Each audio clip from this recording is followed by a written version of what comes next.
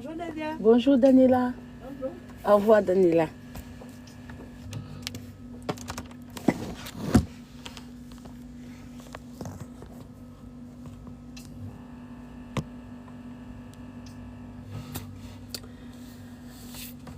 Bonsoir, bonsoir, bonsoir, bonsoir à la famille, bonsoir à la communauté.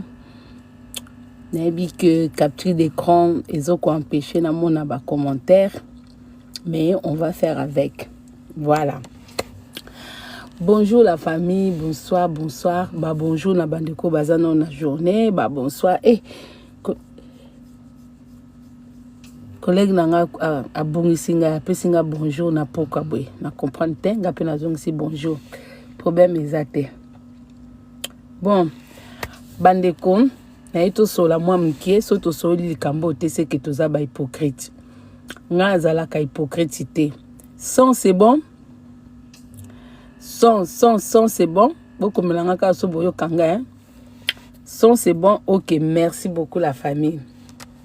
Bon, bino mo baby ka vana banda live na banda na lycée c'est mkie. Na banda na moi introduction moko na moi introduction moko mkie pour na pesa bandeko ebele pe babwanya na mnini. Vraiment bandeko to sala na réseaux sociaux. Na minito to lela moi moko ya kitoko en bonne santé. AJP na kokse 40 ans te babiso toza mukolo na e akufi atiki bana. Batunios baoloba elle était belle, elle était jolie. Mais zana baninga mususu otozana bango na réseaux sociaux oba mesana opesa baninga visibilité. Pour moni réseaux sociaux faut vraiment koza très maele. Pour na mona batu mususu na ba page baleki ba ona maele.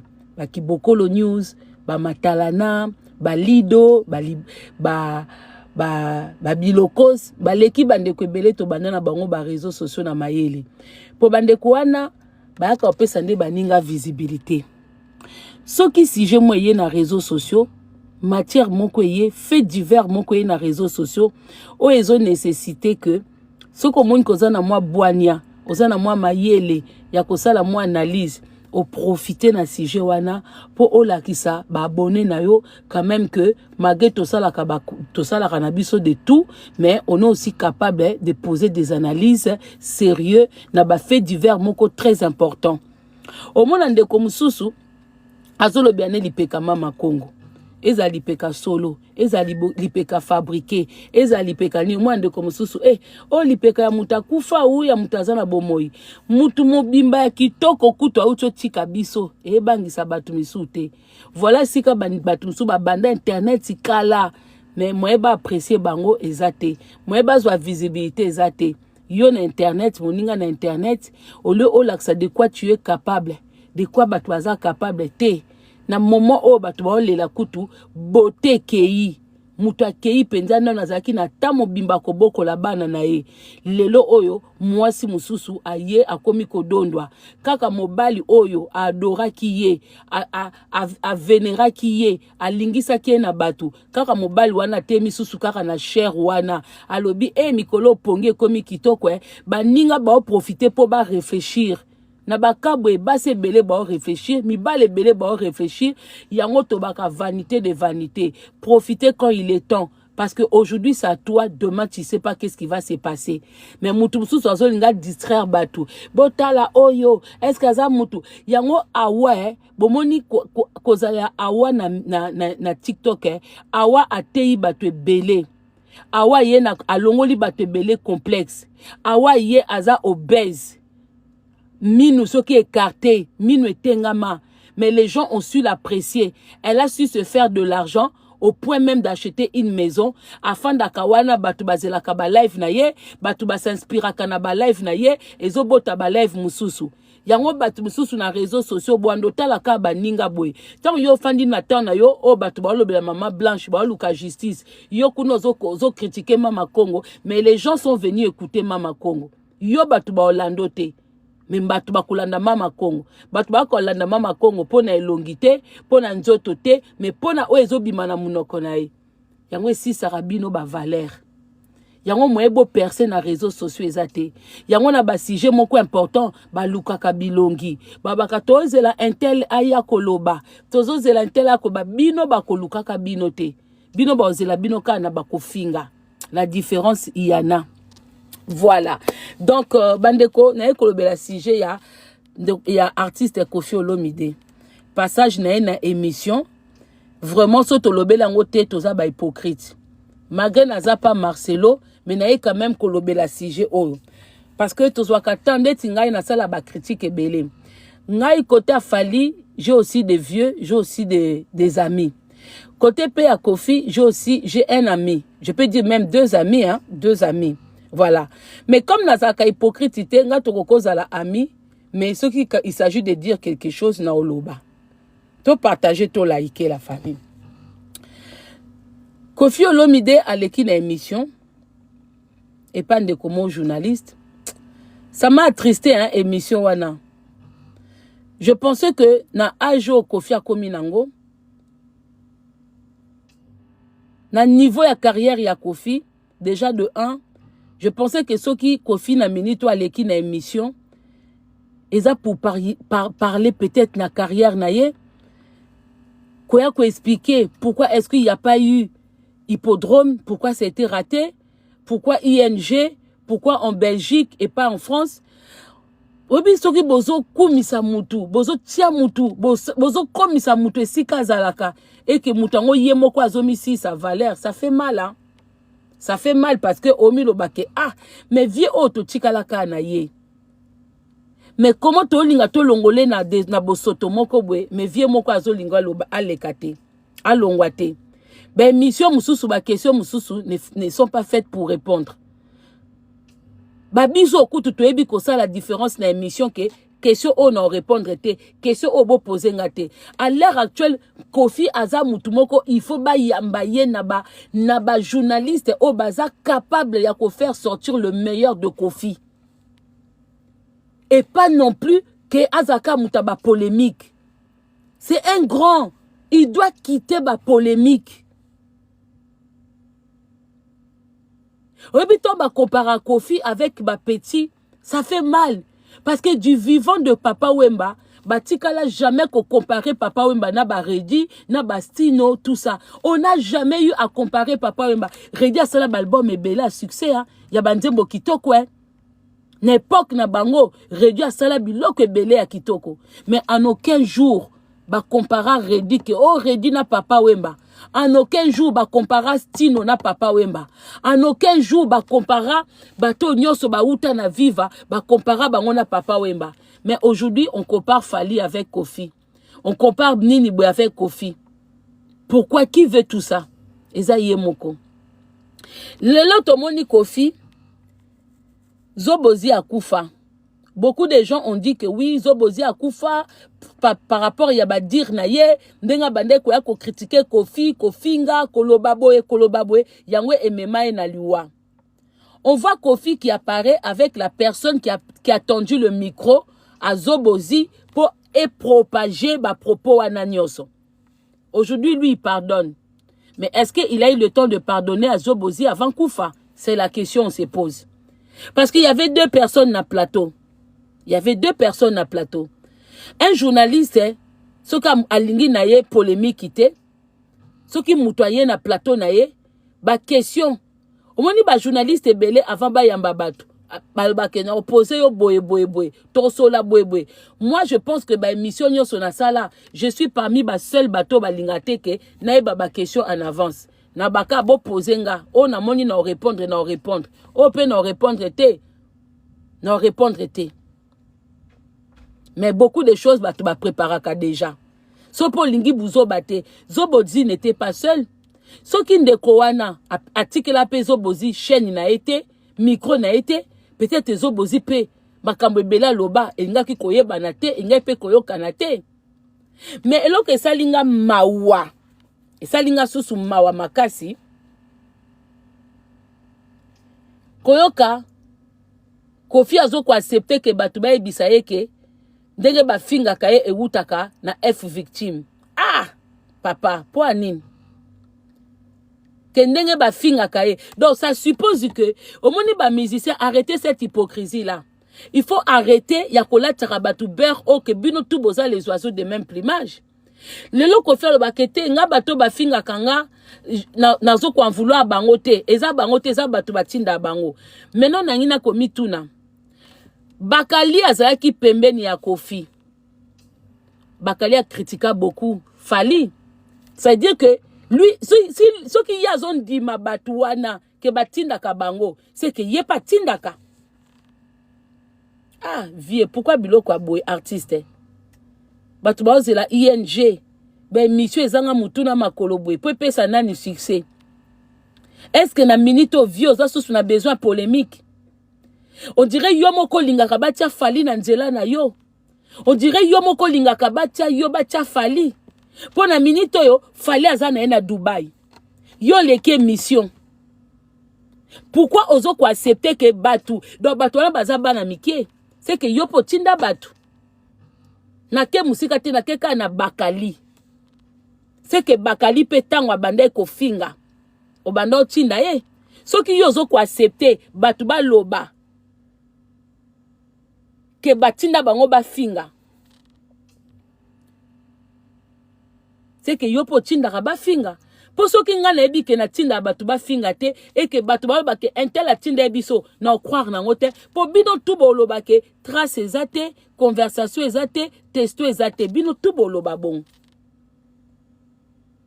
Vous avez la facilité de pardonner hein?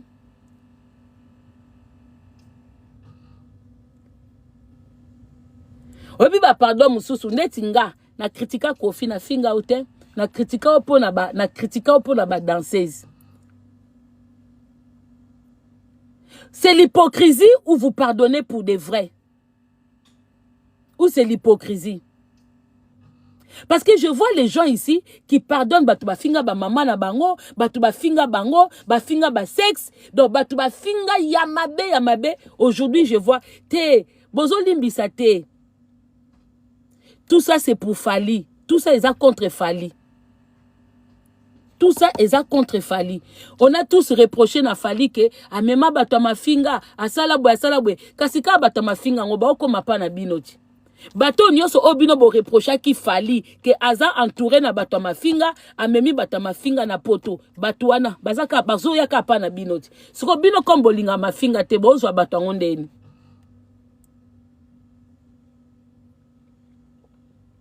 Bino comme bolinga mafinga te bozo récupérer batongo ndeni. Comment bokoko tolérer que mutaye ko senga bino pardon pour batinda ki afinga bino ale na retour mutango afinga lisusu c'est que bino pe bolinga mafinga.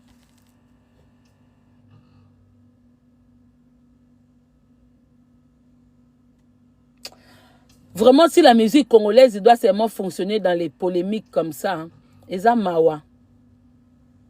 Si la musique congolaise doit fonctionner que dans les bêtises comme ça.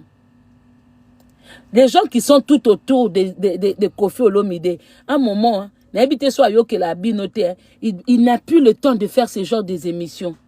Ce n'est plus de son rang en fait.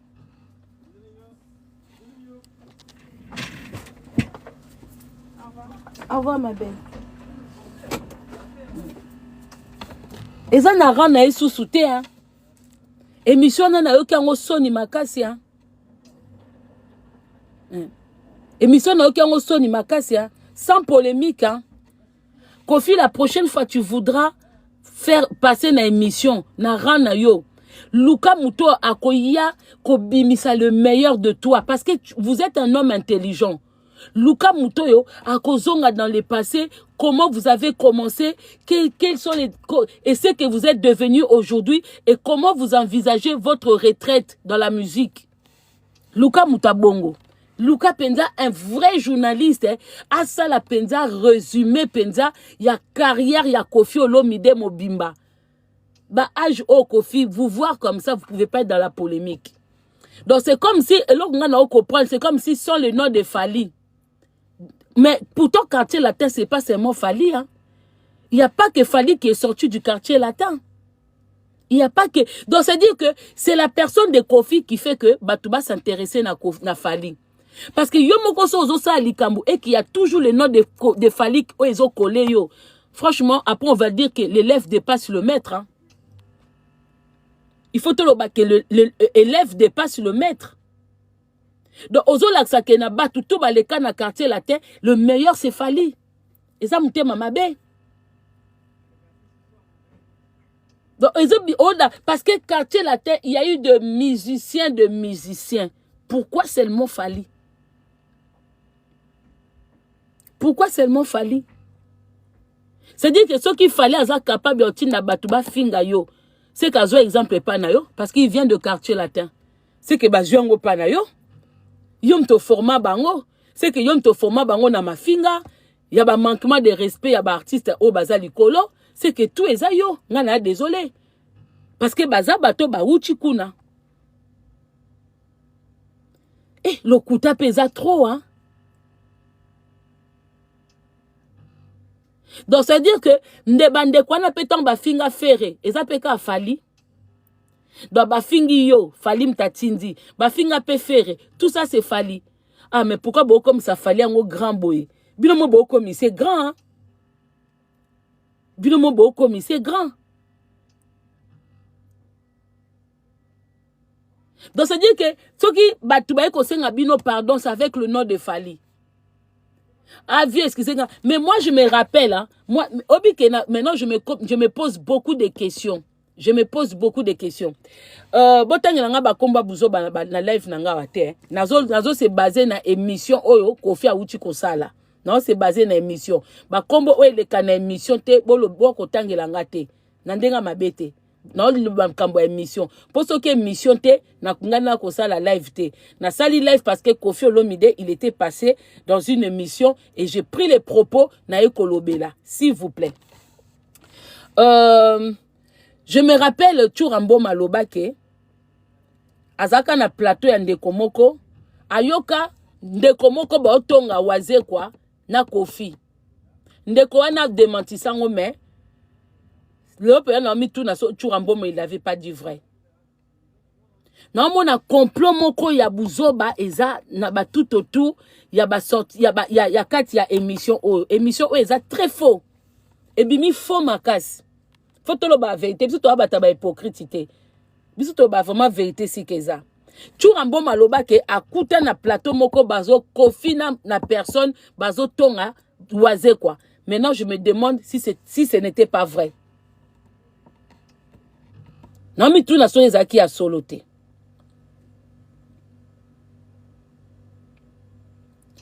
Donc c'est dire que la personne de Kofi avant événement na ya ING, il faut émission à polémique. Hey!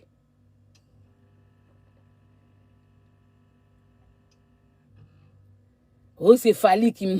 Mais si quoi, mais Fally il a travaillé avec beaucoup de gens. Bandeko, bomoni réseaux sociaux des alaka, nandenga mabete, batu belé, basala ba émission na bango, abi bon, na bando fingela Fally batu, emsu ba changa ka. Batu wana msusu omona msusu balia na Fally te. Oyebi vie, makamsu sozo sala, Kofi Olomide, na grandeur na yo. Vu le charisme de Fally, hein, et là, artiste Kofi Olomide, non, on dirait charisme si lié. Non, on a vraiment dirait charisme si lié. Parce que, batoko la ba faire na ba Fally. Surtout Fally, hein. Je parlerai plus de Fally parce que mission n'est kaka par rapport à Kofi na Fally. Charisme même sous Fally a comment nango. En tout cas, pour batuba yambe na émission, ils a moi passé, hein. D'où peut-être batumsu ba détesta kaye. Pour batumsu ba détesta Fally ka pour na bazoué na émission te. Pour na bazoué na émission te. Mouko bazoué na émission, ba détester sous-souté. Moi je comprends donc c'est-à-dire bah sentiment moussou négatif que les gens ont contre Fally, c'est parce que il ne répond pas positivement à ba invitation na ba. Parce qu'il suffit kaka koyamba mutu, ah pardon limbisanga batinde ngana finga yo. Mais bozaba na mikie. Bozaba na mikie, vous êtes des parents. Donc vous il vous suffit que ba futa bino mbongo mo ba bengdio na téléphone boke finga mutu boke po finga. Vous n'avez même pas honte. Bozana émission, na journaliste, na invité, makamu bobeti na émission yango wana. Eh ben mission mosusu heureusement mindele batala abisote hein. Heureusement mindele batala abisote. Donc confession intime na kati ya émission. Donc émission mobimba les gens sont en train de confesser. Donc un journaliste, un chroniqueur qui est en train de dire son afinga po batindanga. Ah, un chroniqueur peut dire ça.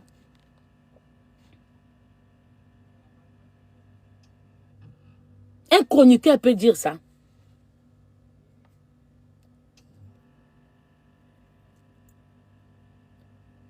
Mais ce qui bazo ponabino pour bo finga batu, c'est que boa profil mabe hein. Franchement nandenga mabete. Ne bomi benga ba patron te. Parce que ceux qui ba komi ko ponabino pour bo kenda ko finga, netinga banda na banda internet. Dieu me voit. On m'a jamais contacté pour na ko finga mutu songolo pakala. Mais ba banda na ndenge nini? Bandana ndenge nini. Donc Fali c'est le plus mauvais quoi. Donc tout ba finga man internet c'est que Fali. Banda ma finga et banda c'est que Fali quoi. Ah et puis artiste Kofi Azolo bane nga zana nga na problème te na batu ba finga kanga problème des batu ba tinda bango. Mais yo po tinda batu ba finga ka. Ça ne date pas d'aujourd'hui. Il y a eu des gens qui ont insulté des gens. Mais garçon oyo, à koma kota Fali. Ma outa quartier la terre. A outa quartier la terre. Ba kisinjora, ba outa pe ba quartier la terre. Tout le bani, ba kisinjora pe ba zo finga, kofim tabando tinda. Ah, oyebi kofi so rozo bimaka victime boy na elengite hein. Na elengi vraiment te. Hein? Na elengi vraiment te. Bate bele ba finga pe batu na komba Kofi. Nyonso wana Kofi omoni yango te. Émission mte balusi o mutu. Yango na vie hein. Allez-y chez les intelligents pour passer ba émission. Ce qu'on est intelligent, qui n'est pas journaliste ou chroniqueur ou hasard capable à composer. Donc émission moko elengite. Ah Kofi. Comment artiste, un grand artiste comme Kofi a sa l'émission, Batouba Sepianangote et Talamité et Zélengite, terre à terre, Tina minute oyo, terre à terre. Ah mais non, ah mais non, ah mais non. Dernièrement, les cas une émission Batunyo, Sinjo Obota Mkonine. Si on sous les une émission, au lieu que s'améliorer, donc et que n'est cas de pire en pire. Mais ça grave, hein?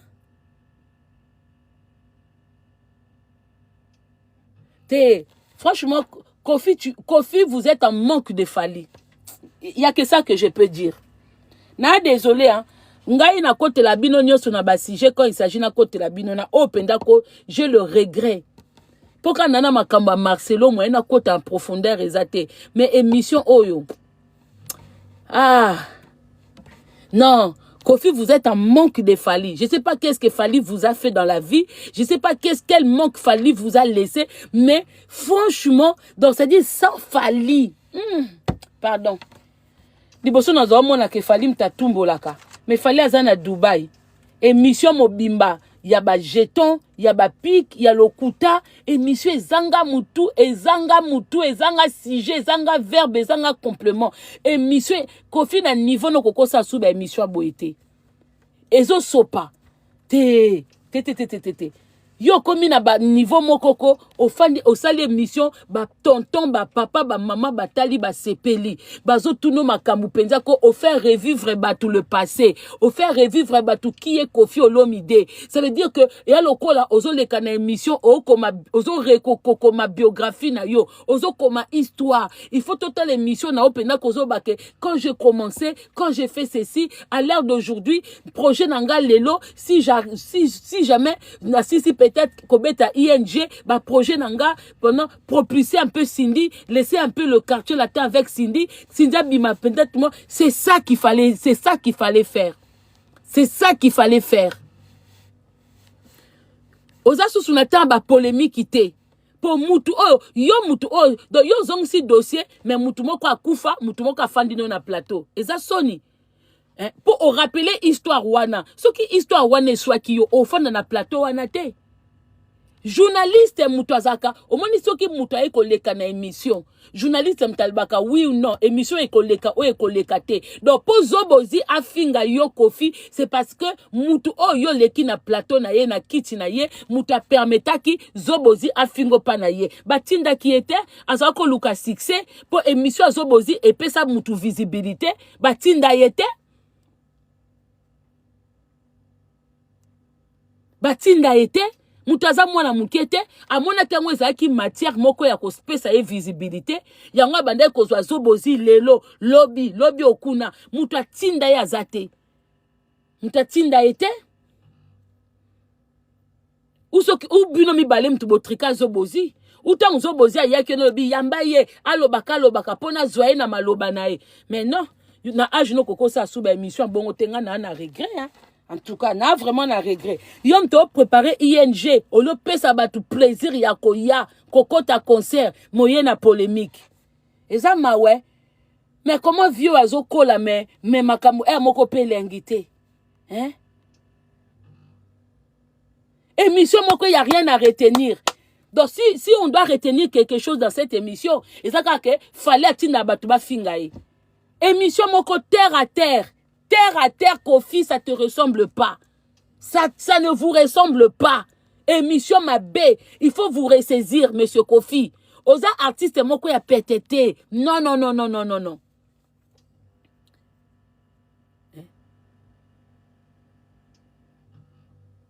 Et puis, pourquoi l'ingi sous-soko osa légende dite? Légende, ça vous va bien. C'est pas du fait que Batouba Benga fali légende, yo faut longola combat légende. O longola combat légende d'indéni. Olongola combat légende ndeni. Donc olongola combat légende pour fali Batouba Benga fali légende. Non, oza légende kotika la légende. Oza légende otika la légende. Yango batuna o bazaka wapi tango kenda ba émission. Bazaka wapi pour mona ke o ekoleka te. Ah, obi soki mutamayele bayambie pas zobe, voilà le résultat. Na Kofi, vous avez l'habitude de passer là où tout le monde passe. Mutoko la Kofi faut que na ba émission ozana ba sango kuna, ozana ba nani kuna, yo faut que na émission oyo mutu azana difficulté ko le capable ba journaliste wana. Yo faut que ne pas ba journaliste oh serveuse au sala, pas de terre à terre. Na désolé. Hein? Oyo vieni nangwa dingaka toujours rendre na petit. Vieni nango. Ata bobibo défendre lelo lobi akoya ko bebisa ata bobibo défendre lelo lobi akoya ko bebisa yom tuna niveau komi waso na besoin polémique te bimi ça Cindy Motema propulser Cindy Motema jusque là azaka na image na yo nzembe bima yo na Cindy banda kozonga mwa sima lengi sa batu Cindy yo objectif na yo tellement que toujours, tu étais toujours de l'avant, avant y affiche ya kaka yo. Les gens ont du mal. Cindy, elle chante kitoko, voix magnifique. Hein? Bando ki kuta Marcelo bazo azozwa mwasi azu robonzele. Akomi ko beta masola robonzele po batwa lingazela. Yo pe kende ko lingisa batu Cindy. Lingisa batu Cindy papa nanga. Tika ba émission ezanga mutuna makolo. Hein? Tika mutu ezanga fallait azana Dubaï yo que ça l'émission et bandeti souka sans ces athées est-ce que Kofi koko le kana émission ezanga sens mais ils sont pas yo ba invitation mususu ba répondre angote hein mutu susu kaza ko dinda kasi yeso kaza ko dinda azoluka telema kasi eko senga bino ba pardon po boleka na chaîne na bo telemisa ye mais bino bo telemisa ye mais bino bozo dindama o sale émission mabe na désolé o sale émission mabe soko moni mutu moko azo dinda tika ya dinda ko kendo sauver yete parce que yo poko dinda hein yo kanti émission esali nini visibilité non eza émission mabe. Et cette émission ma bé, yo za na ING, au cours de l'émission à bongoté. Au cours de l'émission à bongoté. Ah!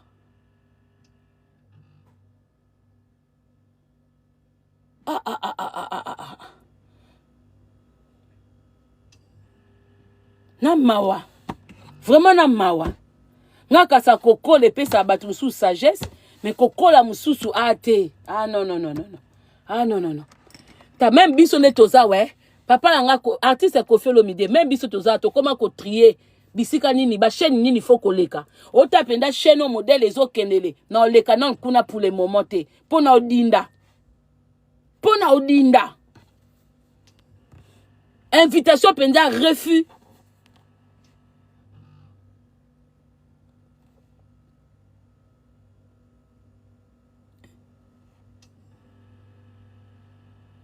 Donc na ba musicien tout bazalaka awawa. Donc mutatinda ka ba finga ezaka afali. Toza pe na collègue na biso a musée. Artiste et sapeur na biso. Musée finga ka tout le temps. Mais nan toya ko bate que musée faire azotinda musée, faire finga musée moni sa héritier passe na ko finga na fali. Mais nan toyote totika kana biso ya zo sa ba délire na ye.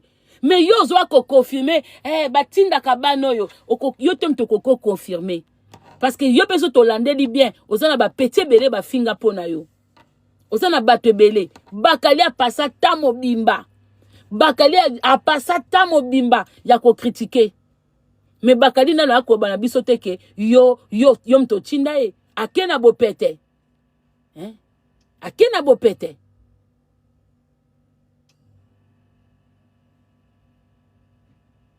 Oh, ils ont flatterie. Oh, quel genre de flatterie.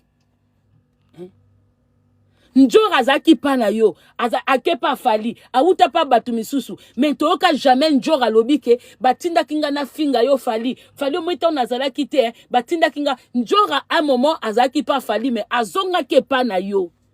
Soko moni mutalo bake batinda kinga. Batuana de bazamite mamabe. Na loba kango à chaque fois. Soko moni mutalongwe na gauche, a komi na droite, a lobi na droite ke gauche mtetinda ki lokuta. Pour un jour pas koloba ke bino pe mtubo tinda ye. Un jour ba koloba bongo. Ezala katin?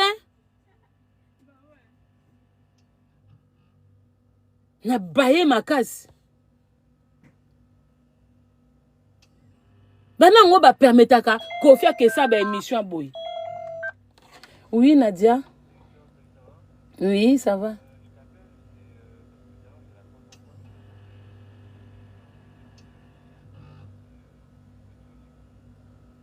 Ah, ok. Merci. Je lui fais monter ça. Ok. D'accord. Ah, ok.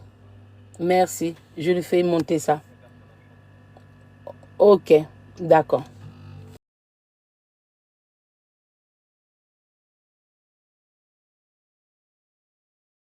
Attendez, Bozelanga, s'il vous plaît.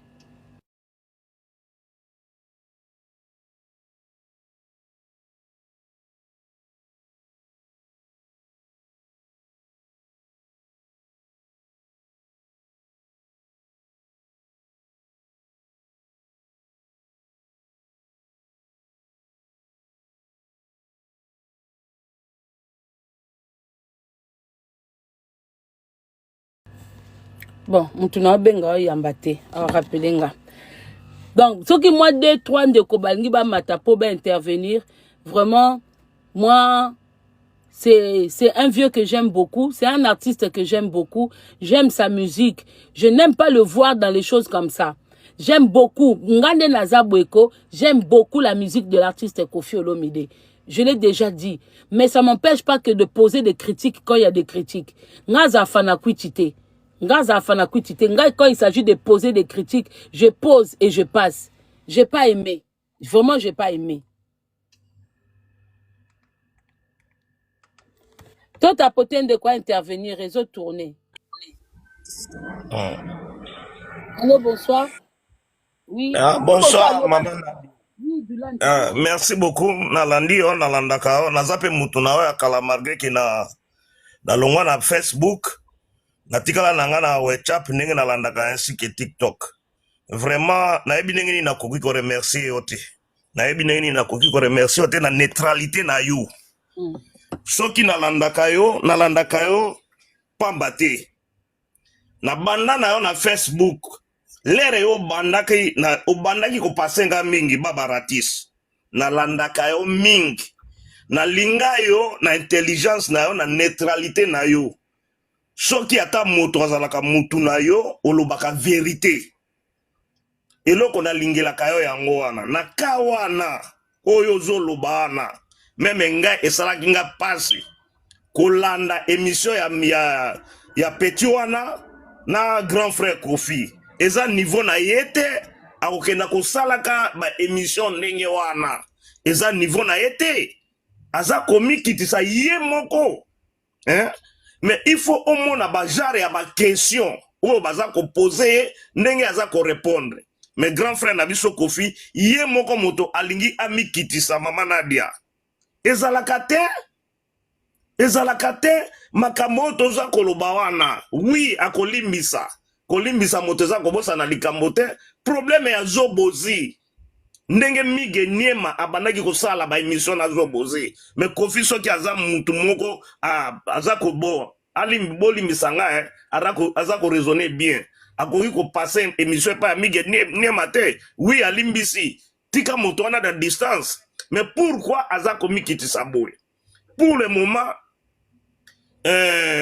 Fally aza na Dubai au lieu asala ba promotion na ye ya ING azo sala yango te aza koleka na makambo oyo ezanga tina est-ce que akoresir ING wana eloko ngala aza komituna akoresir yango eza mawa mingi.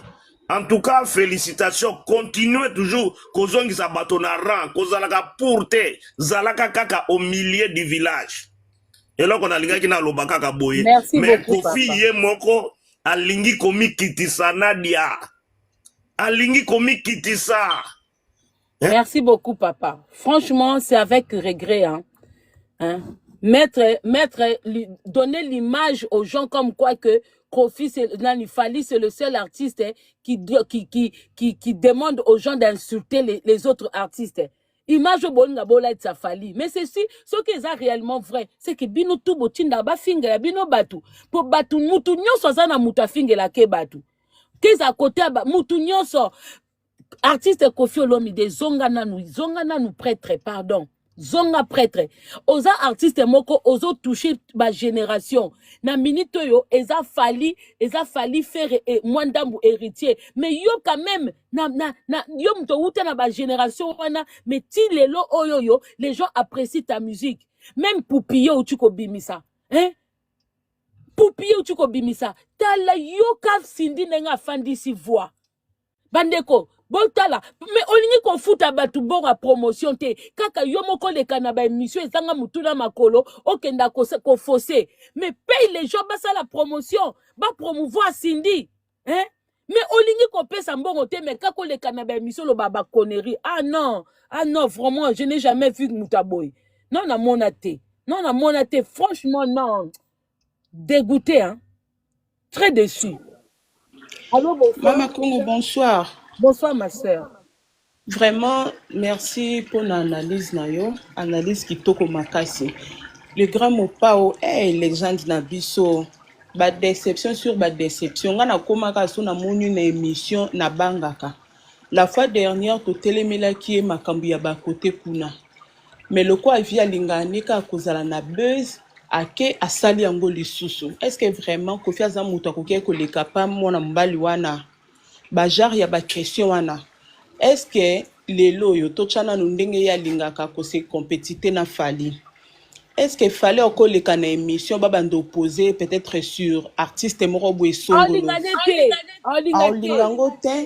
aolingango te yemo kuta lobarango nga na ofula su mutu te ponga mona nyoko mapona fulama ba émission na bino miki obozwanga 15 minutes ko tunanga par exemple kombo ya Ferré 10 minutes ko tunanga kombo ya Kofi 5 minutes ko tunanga kombo ya Kingani et pourtant yemo ko azana ba production na ye ING yango ezoya makambo osulula na plateau ezebele maintenant on comprend te pourquoi Kofi a comment vivre kana ba baseball.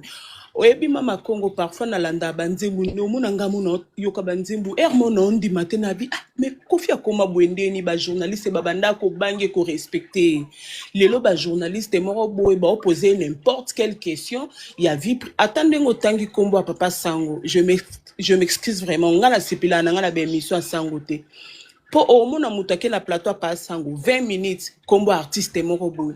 Mais jamais okomona fali na plateau moko boite ya ba étranger ndenga komo olika babando tuni marambo a Kofi, babando tuni vie privée oyebi mwasi affaire afetaki anniversaire à sala ki boy. Ezala te na ebite pona nini Kofi vraiment zomi kitisa bongo. Il fallait pesa batumbongo basa la promotion ya UNG.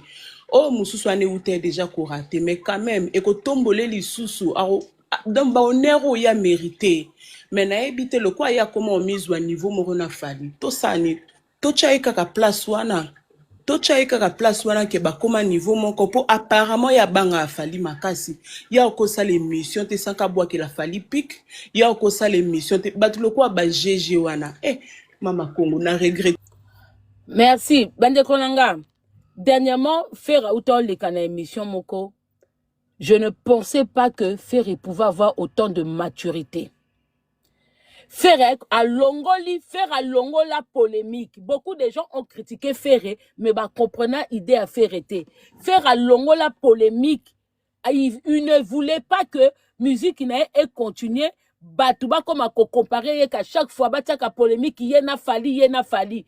Donc il a parlé positivement de Fali, il a parlé positivement de Warrior. Batouba comme fallait tanga combo na été yeboé na boé. Ce qu'il fallait tanga combo à faire était il y a pas de souci. Fali si va poser une question et pas Papi Mboma concernant Ferré. Fali avait répondu que yena Ferré bazana ba problème té.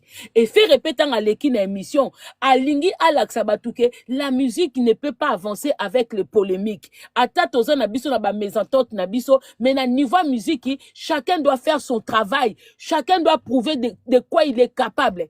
Mais comment Kofi n'arrive pas à faire ça? Comment Kofi il n'arrive pas à échapper ba propos moko yamabe na ba émission. Oh ba faire ba ko salango. Ba faire ba ko salango. C'est que Kofi il aime qu'on le compare à Fali. Kofi, à mon avis, sans Fali, lui, on ne peut pas parler de lui. Donc, où a-t-il Fali, où a-t-il je ne sais pas qui. Ça ne se fait pas. Tout le bakango, tout ça, hypocrité. Ngana le bango. Côté Fali, j'ai du monde. Côté Ferré, j'ai des amis. Côté Kofi P, j'ai Sandra Kazadi avec qui je m'entends bien. J'ai Rico Jenny avec qui je m'entends bien. Donc, mais ça ne m'empêche pas son anaba critique qui n'a qu'au ça là. Cause la Amina Batou, n'a t'empêche pas de dire quoi qu'au ça la Moussa n'a comme il se doit. Parce que si on comme moi j'ai bien des gens côté Fali, mais na yakanaba critique. Tes émissions ezamabe. Émission moko et promotion ni na boy. Kofi azamutu moko so abeti musique biso tout. Biso tout photocota parce que Azan est likolo. Il n'est plus dans les Azan a kataba polémique qui était qu'au Fali faire héritier ce qui n'a ni lui il n'est pas dedans. Hein? Ah mais non.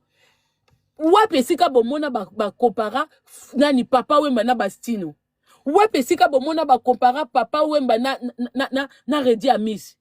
Jusqu'aujourd'hui, même dans sa mort, même na katia tombe, bana viva toujours respect na papa. Bana viva molokai toujours respect na papa. Bako kita Kinshasa bake na cimetière à papa. Batika la jamais ko comparer bango. Mais Kofi sepela na ye bana latino soki ba ye ba leki na ba émission vie ça se fait pas yes et ça le plaisir jusqu'à quand ah mais non hein. Vraiment ils ont mawa makasi hein. C'est que bakali penda bando finga bongo baza otindai ah bah oui. Allô bonsoir. Allô Mama Congo. Bonsoir ma sœur. Bonsoir Mama Congo. En tout cas vraiment la sepeli na analyse kitoko.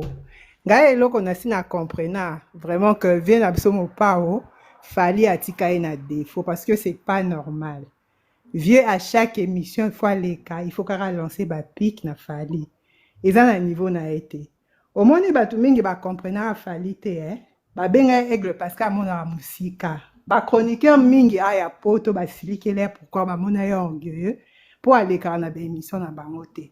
Or il y a si à comprendre que na niveau ya si a commis encore le cas n'importe quelle émission té pour ba émission musuka ndengo lobiso OK ole matisa yo et dindi si yo donc vient na biso na niveau na il ba komi avant ba lexa mutu na émission o ba tindenga na finga wana zaka koluka ba émission bah oui C'est J'ai ça. compris que Batebele Balinga Fali te pour aller à émission na bangote. Ça c'est Tout vrai. à J'ai fait. compris Tout à ça. fait, Mama Faut la Congo. vérité. Ça c'est vrai. Pour ce total, Fali par rapport à quoi? Bozo ça l'émission Moutazana Dubaï. Mais Bozo le bakako, Vraiment. Batinda Biso. Boaba na mikie. Boza bana mikie. Vraiment.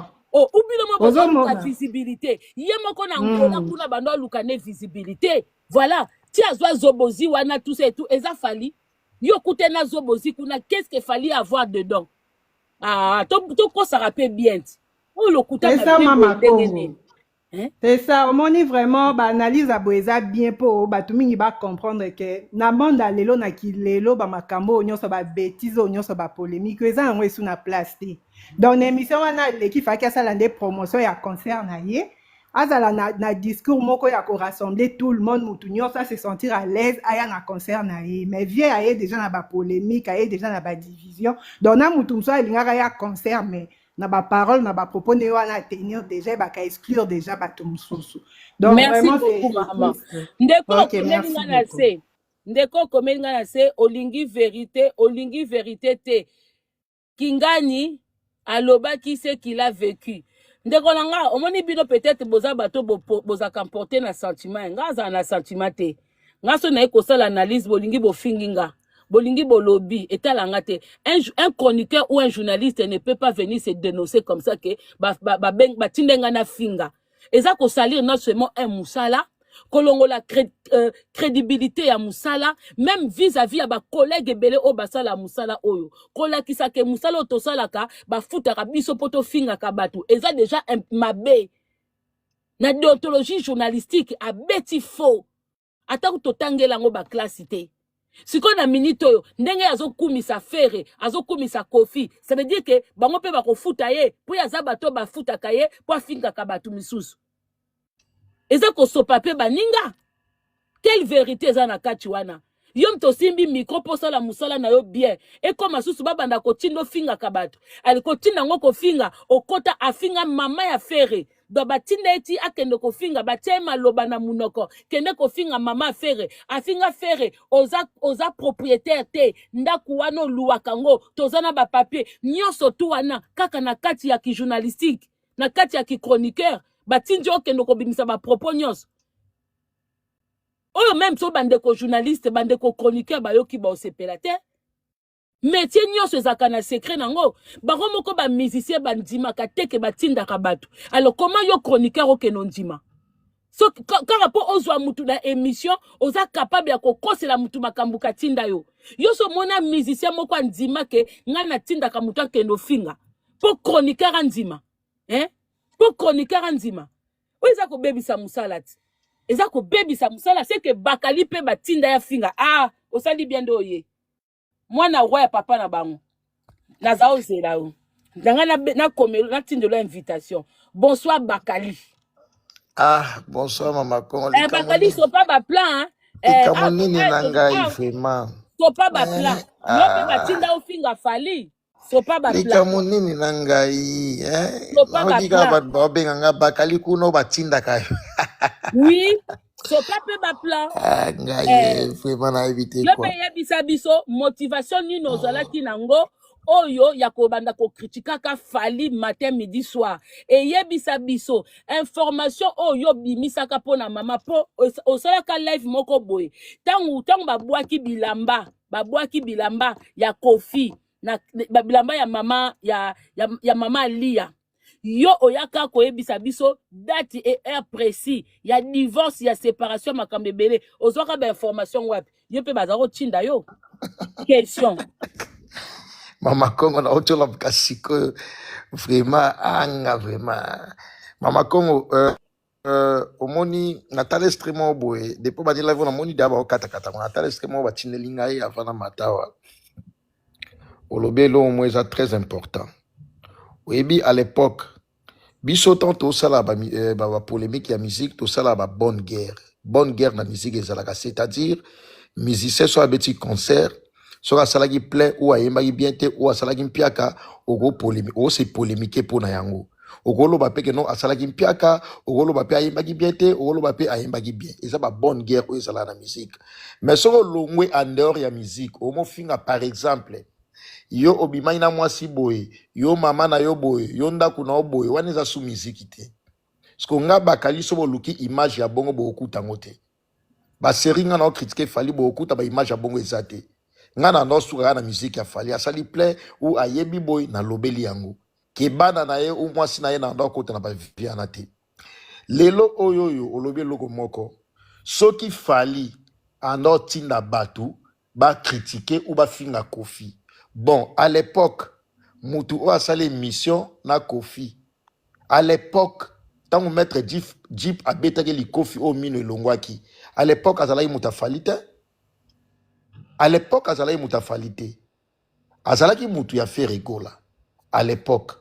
Si maître Jeep a bété li Kofi wana, ezalaki na circonstance nini. Pour ceux qui azalaki chroniqueur pro Fally. Ne ba chroniqueur bazala ba pro batuboye. Exemple, oza pro Fally, ok mamba ferete. So oza pro fere ok mamba Fally te, eza o esala ma bongo. Réalité yangwana. De soi que ne mamba fere, c'est qu'azalaki chroniqueur pro Fally te. Azalaki petit affaire.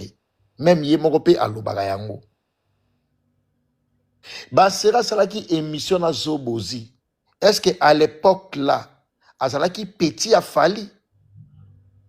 Point d'interrogation. Émission ou salaki na Zobozi. Ezalaki émission en caractère culturel. Émission wana penza. Ba propos o c'était na émission wana. Ezalaki makambo ya musique.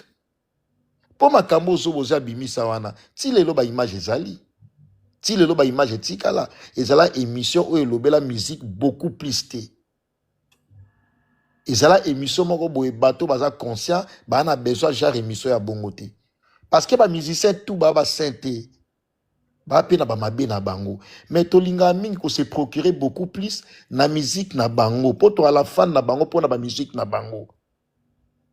Mais so moni bato ba sa critique ya boya ya réalité ou eza normal au monde a tellement ba fan ba comment na bango aveuglé bazo finga. Donc on peut na comprendre te. Soit disons que na ba émission Zobozi Fally mutatinda.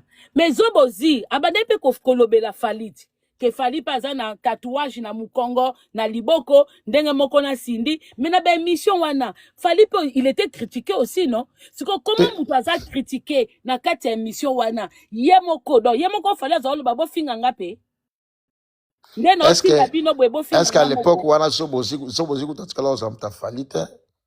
Kasi on a olobate ndenge bibi ke Fally mutatinda na ba émission na ba propos ya Zobozi kasi bando kota pe ke Fally pe mutabakisiti que Fally pa kenda na ekachaka batia bango ba tatouage ndenge moko na sindi mais il disait ça aussi de Fally non oyebelo na sepela pas Fally za nini franchement yana batu mingi balobela Fally mais Fally tikala omona bango te basola pe na été non wana eza vérité au mona mamsusu chroniqueur mo azolobela Fally tout ça boy na boy même bala musuki ata photo na Fally bakanga te atikala okomana ta na Fally te batikala obenga na peti parce que muta bongo o convaincre nga ndenge nini ke atinda yo soki ba bureau batamisika misika ba tinda eza Fally te c'est fini et l'on a sepela pas Fally yangwana oui attends Fally atinda mutu te non kende ke osala boy mais ba mise le reste belé batindaka onga na yebi ebele batina onga na yebi te zaka Fally na wata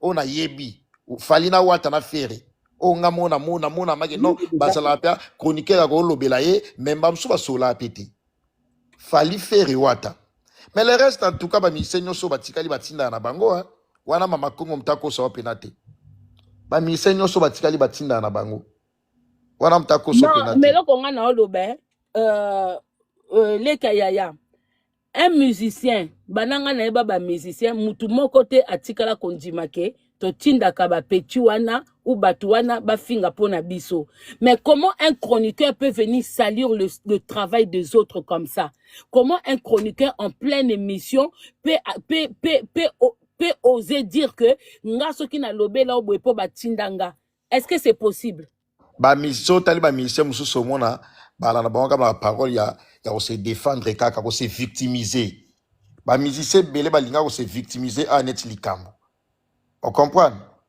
ba musicien belé net au mona mutu mususu se victimiser kaka mais azana narcissique pour mutu azana narcissique déjà on a confiance na ye makasi ayoka yo te mama kongo so yo ya opese conseil pour ça la likamwa na Mais boye si on ndenge prend zo mona na vision pour na ko éviter un ayoka o te Bakali, pour l'angaye, si un musicien est contre les insultes, dans ce cas-là, ils ne doivent pas avoir à côté d'eux les gens qui insultent. Pour prouver Penza, au moins un musicien qui ne veut pas des insultes, ni être insulté, ni qu'on insulte les autres artistes, Pembe na bango bakoki ko accepter te, ni prononcer les noms des gens qui insultent.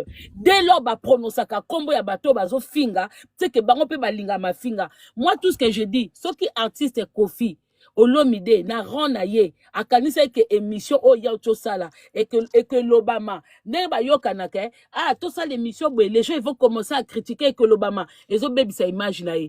Les gens peuvent parler de l'émission, mais qu'est-ce que les gens ont retenu? Émission et l'Obama kasoki muto a retenir et loko kitoko batuba solo lango. Mais dès lors au sein de l'émission batuba retenir et loko kitoko te, même image à concert et qui est bien te. Buzz il faut que tu la buzz nina et sal et salamaka. Buzz il faut qu'on calcule buzz. Ozo comprendre et que n'est pas na positivité. Mais na minute oyo, ING na Belgique ezana nzela. Ozo que no sa l'émission ezanga mutuna makolo. Donc c'est dire que ok cette émission wa esika oyo yomoko oyebi mama kongo nana posé question moko est-ce que mutu oyo abimi en dehors ya musique na yo afinga ba mama na yo afinga bato ya famille na yo mutu wana siko o pardonner ye neti fali omoni au départ biso to ba chroniqueur ba sensi mususu bo excuser vraiment mama kongo excuser ba ko mema yango na ndenge ba koma obosa na mo ingratitude nga musala na ngeza ko critiquer et puis ko accepter pe likambo eza normal. Alors on a mis nitso ngana na droit pe ko critiquer, ça n'a rien à voir avec l'ingratitude. Ingratitude obino bo lataka bakali ke no bakali ba mema e poto et ça n'a rien à voir na mambo na salaka domaine na ngai. Alors mutu oya fini ba parents na yo, na mutu a fini famille na yo, mutu a bimi en dehors ya musique. A fini ba parents no o pardonner. Na fali oyo départ longwa quartier latin. Na tikala mon émission moko ya fali te nga. Même si nous n'avons pas critiqué Fali, natikala on n'a jamais émission moko ya Fali, a fini ba para ya Kofi, natikala on émission moko ya Fali te a fini Kofi. Est-ce que Fali a pardonné ou a salaka pardonné te? Pour la ni Kofi Olomide lobby que batu nyoso bako ya ba mise nyoso ba nsenyo sa quartier la te mais sauf moko on a conseillé 10 mutu nyoso ebi keza Fali. Mais avant qu'on pardonne mutu, faut qu'on ait papier mutu on a sala likamunini. Voilà, c'est ça la question. Est-ce que les Likambo ken alobaki ke bakimena e kachaka? Eza ya solo. Omoni Parce que juste là tu ebe loko ba we la kate hein. Moi je pense que na lobango lelo, je pense que na ba ministère presque ba ministère au balongwa quartier latin, musicien o aza poli ko leka Fali envers Kofi Olomide azate. Oyebi Fali ninga respecta Kofi Olomide, Fali tanga longwa quartier latin banana na Kofi Olomide respect à les grands mopao. Asala on a ba né alobaka respect dans les grands mopao mais ko sala jar ya émission ndenge les grands mopao asali ba pic o ebimi na émission wana na tikala o mona Fali na jar émission bongote qu'on se le dise ma ben abiso to lingi to za ba réaliste te to lingi to za ba fan aveuglé eza ma finga te eza réalité o eza normal na tikala o mona Fali na jar ya émission ya bongote mutu déjà oyo afinga kayo andor ya musique na ba parents na wana famille na yo a blessa bino lelo o pardonner ye message ni nozo pesa na bato batikali bazo finga yo Bakali bato ba ko finga yo lobi zana po na zana musane na sise nangi batu bayeba bande ko bomoni makambo eleka na réseaux sociaux c'est quoi? Il y a certaines personnes baluka visibilité. Visibilité balukande nini bon nangi nazwa ba abonné artiste nini ona minute osa musa ona koki ko bando kumisa po batune bayaka na chaîne nanga tout ça batali bazu par exemple Fali babandi kolobela Fali bandi kolobela maintenant to bandi kolobela mutu wana tuni asengi eloko te siko en échange batonga bakatera soka azolobela mutango ako dédicacer ye mutango ako bengisa ye ba bando contacter bango siko soki ba moni ke balobi bafingi bakoteli ba moni bazue eloko te ba moko ba changeaka ba ke de l'autre côté Bake senga ngunda de l'autre côté. La plupart ya artistes bato ba fingela bango batu na réseaux sociaux ba yebi na bango te. Bato bango ba yebi eza peut-être okolo ba bato batu ba memaka na poto. ke to memi mutu boye na poto ndeti bato ebele me bamisusu ozomona penza ke ye moko nde azoluka batia ye ka eza Neti Congo omona mama Congo ozomona pardon na kata ote omona mutu bokozosela nga moko bacommentaire te s'il vous plaît nanga longoli nga bacommentaire s'il vous plaît mettez les ozomona commentaires ozomona mbamsu mutu moko boye aza ni chroniqueuse aza ni influenceuse parce que influenceuse on beaucoup na so sali live na TikTok na influenceuse ni influenceuse aza ni chroniqueuse mais abando finga musicien na ba famille na ba mama na ye après omona musicien alekio na limbisi ye mais olimbisi en fonction de quoi mutu neti ya bongo oyo ayebi même pas valeur na yo afinga yo a mort oyo fali kuta yeba ete atikala sola même pas na fali après muta bongo oya ke fali mta tindanga ou bureau ya fali mta tin ba tinde neti n'intérêt nini oyebi combien de personnes balobela fali o fali mona bango boete asola pena bango atinda bango piti bafinga yo po na un yete moment botika okosa makambo ndeti tozwa non exemple ya kindingu fali ndeti omoni ngai mama so Congo balobi na nga bakali ndeti nga so babi na nga ke faire atinda ya kindingu afinga ata naza na nga na milieu na bango te naloba c'est faux. Pourquoi naloba c'est faux? Parce que kindingu il a le portrait de quelqu'un qui n'écoute pas. Aza ba jara mi bato soka to lobi na eke makambo ozosa les mabe akoyaka kosala le contrat na oyo lobi na ye kindingo azo ressemble na muto yo ato omati na podium akosengo micro akokosa par exemple ke na kwa kolobela na kwa kosala bakamu na nga na salaka mais so pese micro yo moko sutuki omoni ke makamba bandi ko bimisa eza oyo alobaki no teka kosala nga pona nga na mona kindingo azane tetu azane tetu nandimi kuteke même moi si na makambo so akokake donc ça veut dire que ezana batu mso basala makambo na bango po e attirer batu na ndenge na bango donc muta kokolo bate yango to batu babako bureau ya fallait contacter nga pona finga motu bureau ngo ezaka bananyo mama Congo moni fallait azane victime ya succès na ye problème ya fallait za kaka asa victime ya succès na ye pourquoi na lobi pe bongo omoni lelo ba réalité belé batu ba ozwango na ba premier degré soko talingai séparation na ngai na Koffi Olomide yo kanti za pona faire rigola ngana ngati kala critiquer faire rigola te na sala faire rigola même pas 2 émissions 3 émissions na sala ki bonne guerre oyo to benga kana musique bonne guerre parce que je travaille avec Héritier Watanabe na ozélate que non baya parce que nga pas Héritier Watanabe na za attaché de presse na naza na monopole ya parole sur le plan médiatique. Tant que batu ya faire ba critiquer concert ya Héritier, nga pe na critiquer ka ya faire. Wana eza bonne guerre, eza normal. Eza insulte, eza normal osuki na muziki. Mais l'être o ebima ki pona nga. Ne parle pas de Fally pour Bima akana malembe pardon. L'être o ebima ki pona nga. Ordonné batu baloba komba Fally te Fally. Et la lettre n'était pas pour faire rigola.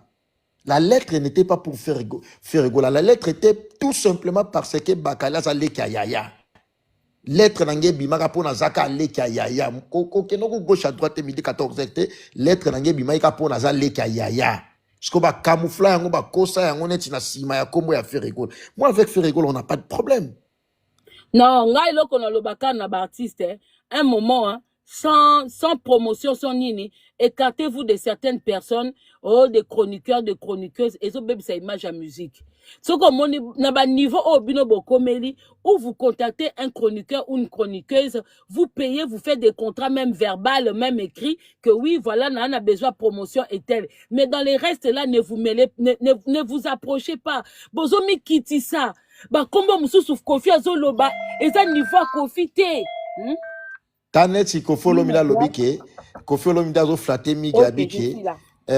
Ye aza chroniqueur à liboso asa la plateau na poto. Bongo Noli Tambu. Noli Tambu asali plateau aneni. Oui, il y en a. Noli Tambu asali plateau na ye avant.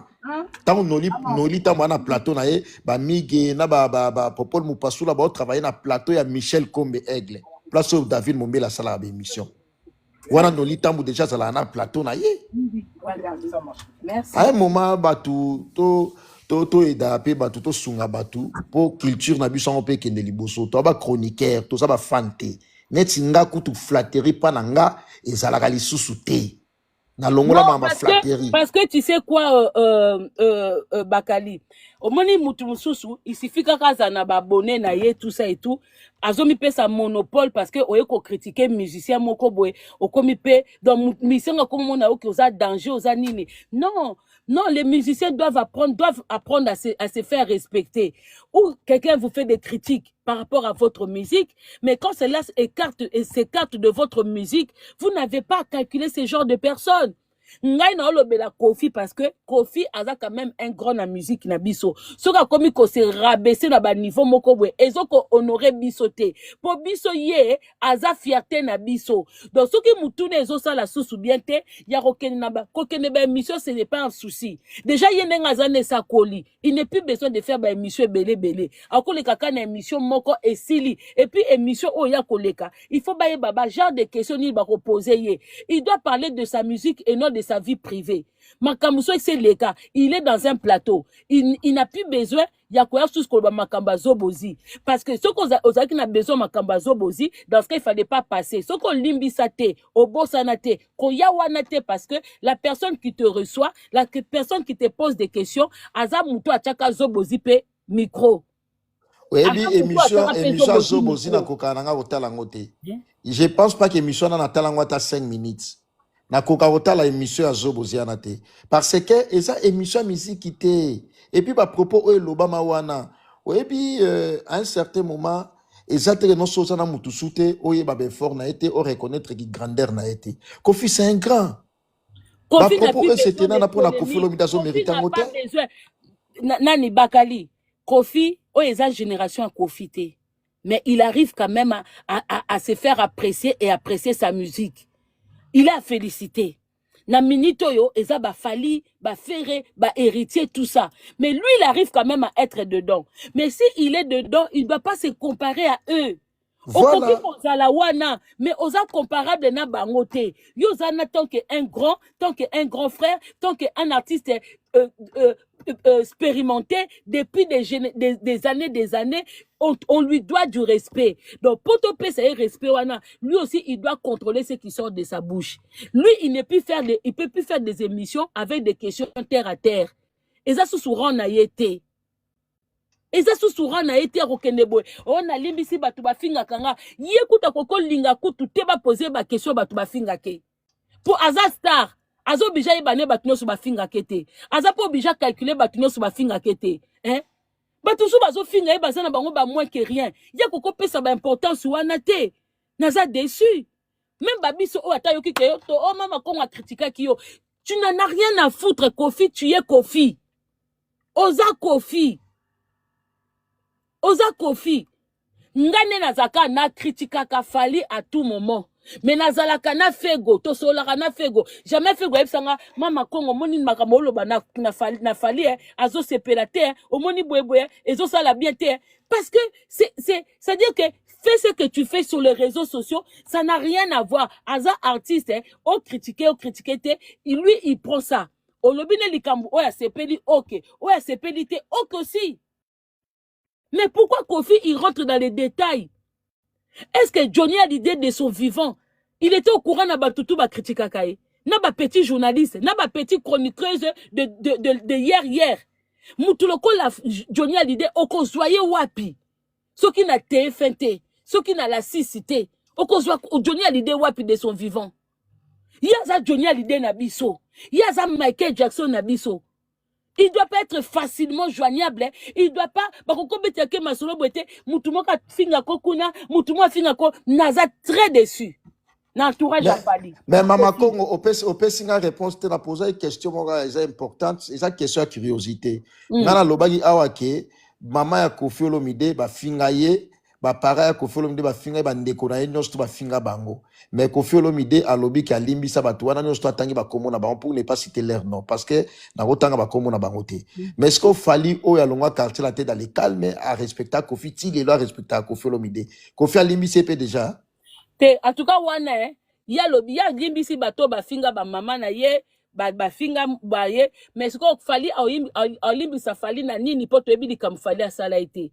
Il faut na aloba likambo fali a sala ye ngana okikaka ken pera lobi ba kimana e kachaka.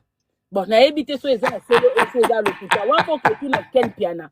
Mais nga jusque là comme toyebi likamba we la kate, nan toyoka pe fali te na émission moko ba poser likambu ya Kofi. Nazomona kaka ba question ya fali na monoko ya Kofi na ba émission ya Kofi, nde wana nde tulobi non. Non non non non non non non. Ce n'est pas possible.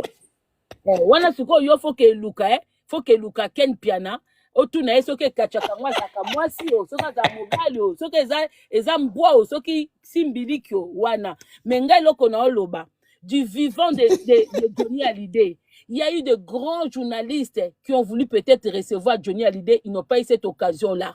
Batebele baluka ba interviewer Johnny Hallyday, ils n'ont jamais eu l'occasion. Batebele baluka ta Johnny Hallyday a posé. Donc Kofi, il ne faut pas vous rabaisser. Que baba noye biso que intel a finga kio, batindenga na finga yo. Kofi so oké na émission eza na ba question oka soki muta bandi ko poser yo. Obetie suka na mbata po yo za grand na biso.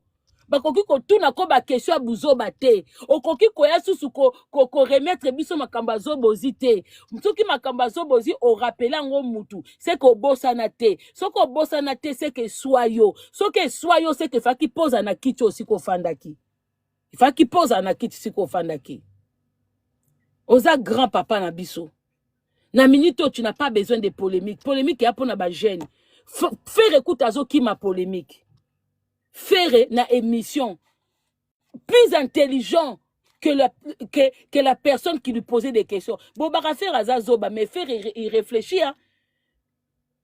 Faire il est très sage. Hein. Faire même na soirée wana, batebele ba critica faire. O kiti sibiso, pourquoi tu es photo ya Fali, pourquoi tu es photo ya Héritier, pourquoi bouéboué. C'est tout. Parce que faire il ne considère pas qu'il est en rando avec Héritier.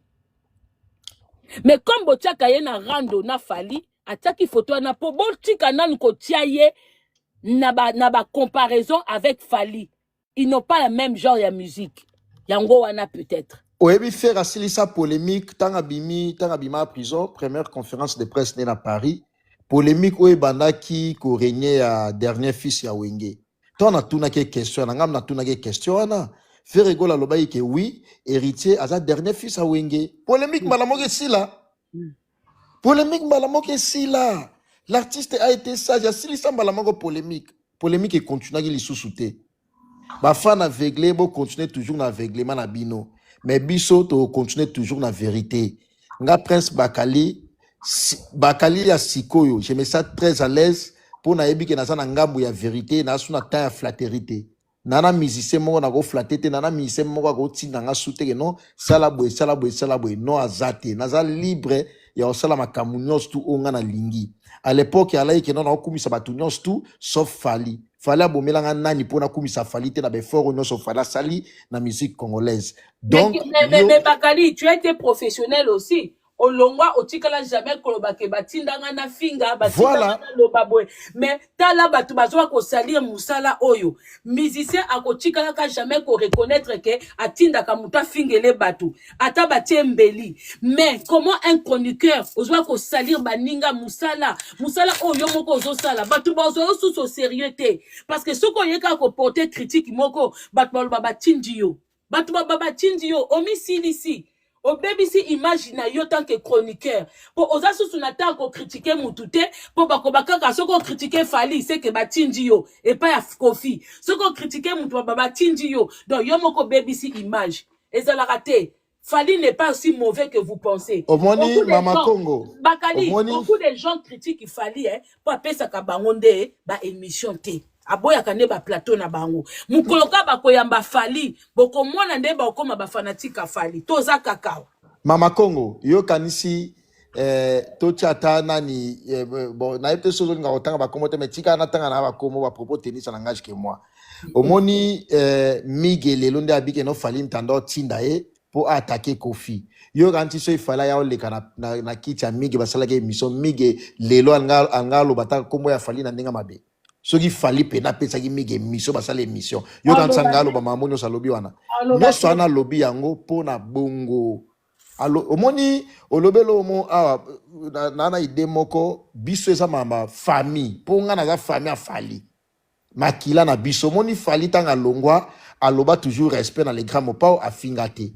omoni pete no lokolo yango eza descendance nga pete on a tiki nanga o mama kofi na oloba sute na ndo sala kuna te na mamne na etalinga te na oloba sute ata batinga ba million na oloba ka lisusu te est-ce que omoni na fingi na nga te na tina na finga te aza kofi na tina na finga ata na fingi kofi lelo e ko changer eloko te alors comme on changer eloko te na tina na finga te na tina pe na ya na do bateka tina nga ça on doit reconnaître nga na mona kande kofi akoli donc moni mutu soka akoli on dirait maele komi kokima Alzheimer kofi ba koma kopekisa ye ba émission voilà moi force ndambo etikali aba continuer ko biso ndeti nga penza nazo savourer pipier soki pipier na moni penza que Cindy a essayé donner mais vu que vient pas lingi na ko futa batu promotion te pipier ndeni batu ba savourer 40 mama ko pipier za nini Pipi, en tout cas, faut que Cindy, elle a donné le. Franchement,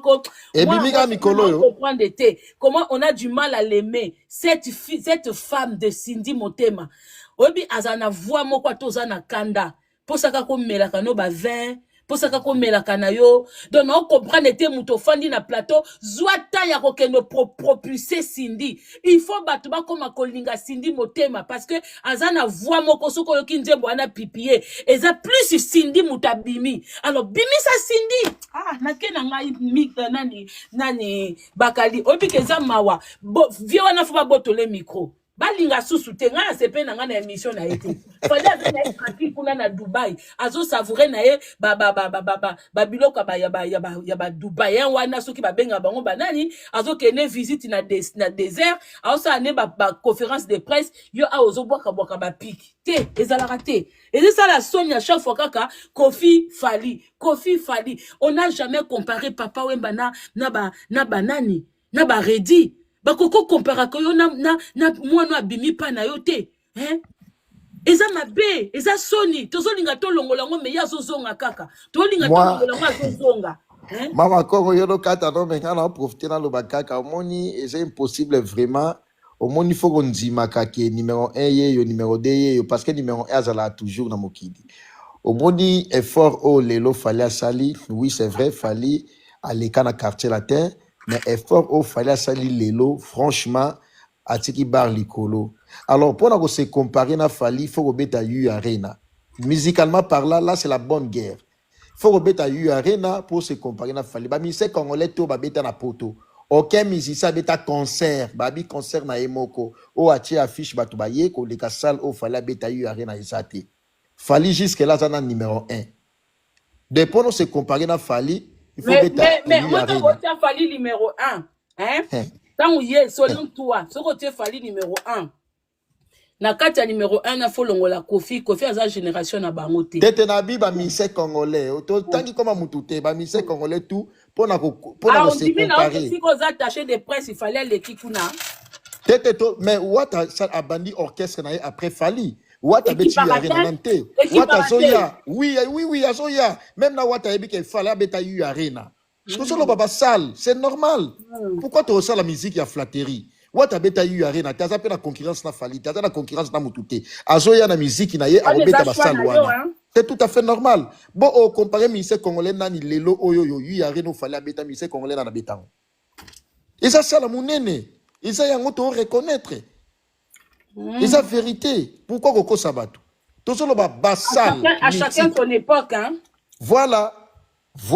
Ce qu'on est ces époques, il fallait que tu aies il faut accepter. Voilà. Flatterer ça en a été. Et Kontaka. Et Kontaka.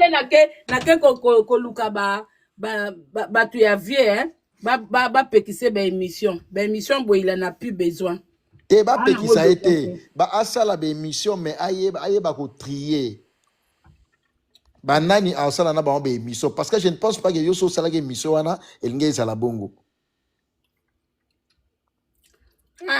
yope tata mutu moko avant tout 4 na 2 minutes na Zela neti mama Kongo pardon permettre nga neti Zela ndeko soki Elena na ofinga ote yobi Kofi amemanga poto na za ingrat est-ce que na wangani ke Kofi amemanga poto ingratitude nanga eoya au moment où na lobi ke mtamema poto za Kofi lobidete mais quand je reconnais ça que mtamema poto za Kofi ingratitude za na point voilà Ndeko bonsoir loba na Ndeko bonsoir. Bon, biso suki wana nga zana nga na Marcelo. Wana ezali kaka moi entre parenthèses hein, vraiment ba fanatique ya quartier latin, ba fanatique ya vient na biso Mopao que nous aimons beaucoup, vraiment et eza critiquement positif. Il doit arrêter de faire ce genre de mission. Ils ont valorisé, il ne doit plus être dans les polémiques. Bah, âge n'a pas un polémique, pour lui, c'est déjà passé. Voilà. Lui, il doit seulement nous faire apprécier sa musique. Voilà. Il doit seulement nous faire apprécier ça. Merci. Mot de la fin, Bakali Nakati. Donc, merci beaucoup. Nga, Mama Marcelo, nga te pardon. Nga notre ami ma vie. Te kuna nde to kabwani. Bisous, bye, la famille. Bisous, bye.